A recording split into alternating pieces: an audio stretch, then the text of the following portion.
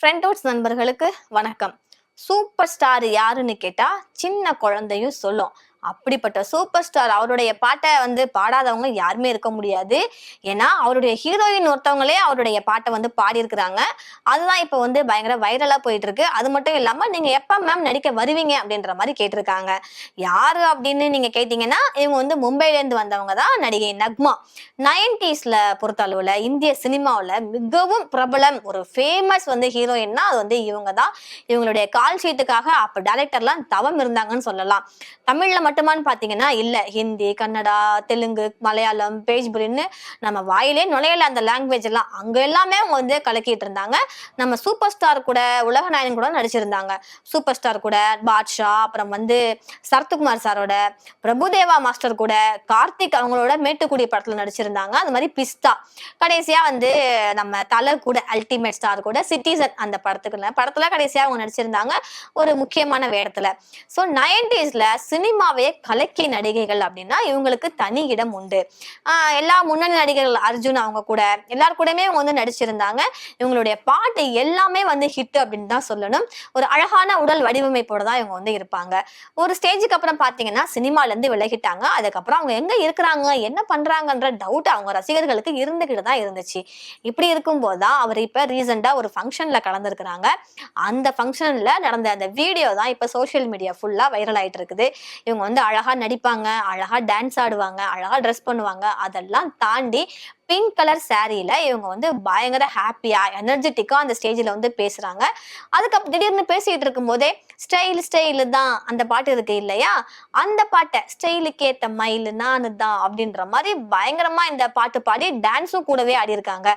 Super ஸ்டாரோட நிறைய படங்கள் அவங்க நடிச்சிருக்கிறாங்க. நிறைய பாடல்கள் ரசிக்கிற வண்ணமா இருந்தாலும் அங்க இருக்கிற எல்லாருமே இந்த ஸ்டைலு தான் பாட்டை கேட்டோன்னே அவங்களே அறியாம அவங்களும் எந்திரிச்சு டான்ஸ் ஆடி கை தட்டி பயங்கர என்ஜாய் பண்ணியிருக்கிறாங்க. சோ இதுதான் இப்ப சோசியல் மீடியால ட்ரெண்ட் ஆயிட்டு இருக்குது.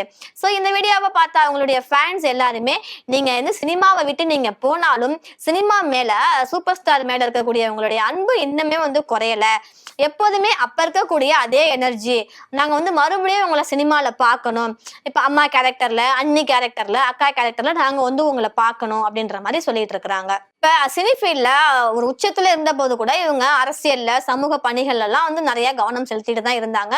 சோ அதற்கப்புறம் இவங்க அரசியல்ல கவனம் செலுத்தினதுனாலயே இவங்களுக்கு பட வாய்ப்புகள் குறைஞ்சிடுச்சு. இவங்களே குறைச்சிக்கிட்டாங்க. ஃபுல்லாவே சினிமால இருந்து நான் போறேன்ப்பா அப்படின்ற மாதிரி அவங்க விலகிட்டு அடுத்த தலைமுறைக்கு இடம் கொடுத்தாங்க. அவங்களுடைய சிஸ்டர் ஜோதிகா இருக்காங்க இல்லையா, அவங்களுடைய பசங்க அவங்களுடைய பொண்ணு பட்டமளிப்பு விழா நடந்துச்சு. அந்த விழால கலந்துக்கிட்டு இவங்க நிறைய போட்டோஸ் ஷேர் பண்ணியிருந்தாங்க. அந்த போட்டோஸ் வீடியோஸ் கூட பயங்கர வைரல் ஆகிருக்கு. அதற்கப்புறம் தான் நம்ம சார் இருக்காங்க, ரஜினி சார் இருக்காங்க, அவங்களுடைய பாடல், அந்த பாடல் தான் அங்க பாடி இருக்கிறாங்க. அந்த பாடலும் வைரல் ஆயிட்டு இருக்கு. சோ அப்ப 80s 90ஸ்ல கலக்கிய ஒரு நடிகை இன்னைக்குமே சோசியல் மீடியா கலக்கிட்டு இருக்கிறாங்க அப்படின்னா அந்த இடம் நக்மா அவங்களுக்கு தான் இருக்கும் அப்படின்ற மாதிரியே சொல்லலாம்.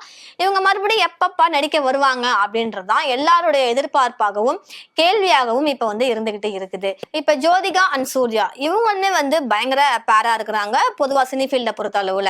இப்ப ஜிவி பிரகாஷ்லாம் கூட டிவோர்ஸ் ஆனாங்க. அதுக்கப்புறம் இப்ப பிள்ளைக்காக சேர்ந்து வாழ்றன்றாங்க. நிறைய டிவோர்ஸ் அதிகரிச்சிட்டு இருக்க நிலையில ஏன் நம்ம சிஎம் கூட இப்ப டிவோர்ஸ், அவங்களுடைய ஒய்ஃப் கூட டிவோர்ஸ் தானே அப்ளை பண்ணிருக்காங்க.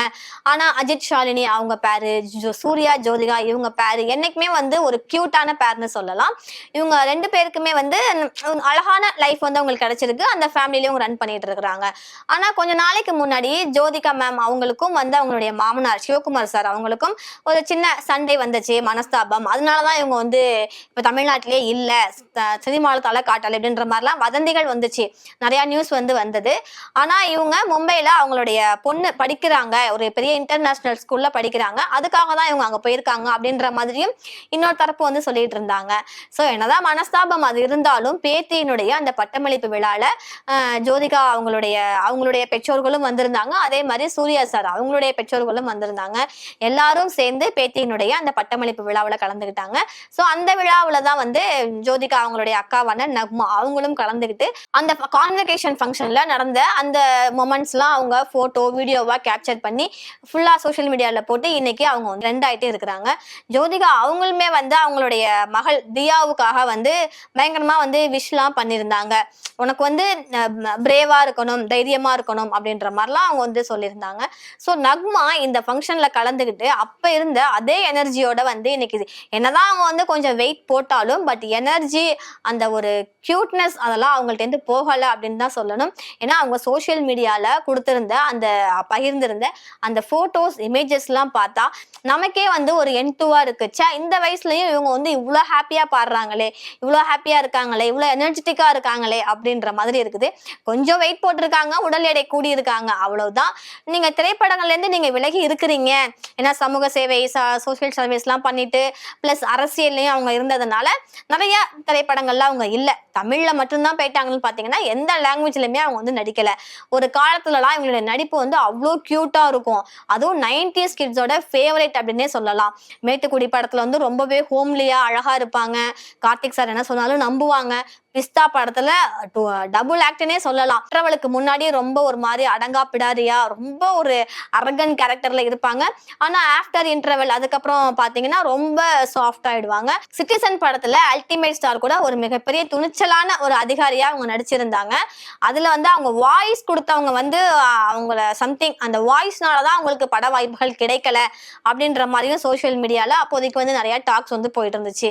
யாரு வாய்ஸ் கொடுத்தாங்க? நக்மா மேம். அவங்க வாய்ஸே நல்லா தானே இருக்கும், யாரு டப்பிங் கொடுத்தாங்க? இந்த டப்பிங் நல்லாவே இல்லை, இதனால இவங்க கெரியரே போயிடுச்சு அப்படின்ற மாதிரிலாம் பேசினாங்க.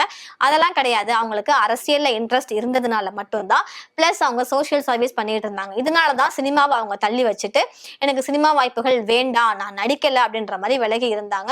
ஸோ இப்ப அவங்க ரசிகர்கள் எல்லாமே ரெக்வஸ்ட் பண்ணிட்டு இருக்கிறாங்க, நீங்க மறுபடியும் நடிக்க வாங்க.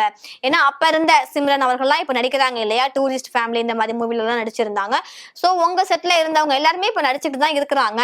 நதியா மேம் அவங்க உள்பட நடிச்சுக்கிட்டு தான் இருக்கிறாங்க. நதியா மேம் பார்த்தாலே இப்பா இவங்களுக்கு வயசே ஆகாதாப்பா அப்படின்னு தான் கேட்க தோணும்.